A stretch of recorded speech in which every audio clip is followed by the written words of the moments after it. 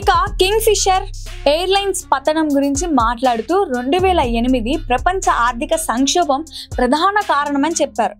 Lemon brothers సంక్షోభం గురించి తెలుసు కదా, అది భారతదేశంలోనూ ప్రభావం చూపిందని, అన్ని రంగాలు దెబ్బతిన్నాయి, డబ్బు ప్రవాహం ఆగిపోయింది, రూపాయి విలువ పడిపోయిందని ఆయన వివరించారు. అప్పటి ఆర్థిక మంత్రి ప్రణబ్ ముఖర్జీని కలిశానని, నష్టాల కారణంగా విమానాల సంఖ్య తగ్గించి ఉద్యోగాలను తొలగించాలనుకుంటున్నట్లుగా చెప్పారు. కార్యకలాపాలు తగ్గించవద్దు, బ్యాంకులు సహాయం చేస్తాయని సలహా ఇచ్చారని మాల్యా తెలిపారు.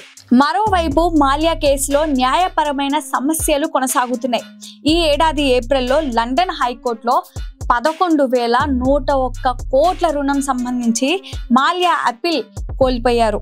ఫిబ్రవరిలో కర్ణాటక హైకోర్టులో బ్యాంకులు 6,200 కోట్లకు బదులు 14,000 కోట్లు రాబట్టాయని వాదించారు. కోర్టు బ్యాంకులకు నోటీసులు జారీ చేసింది. 2012లో కింగ్ ఫిషర్ కార్యకలాపాలు నిలిచినప్పటికీ భారత అధికారులు మాల్యాను విచారణ కోసం తీసుకొచ్చే ప్రయత్నాలు కొనసాగిస్తున్నారు.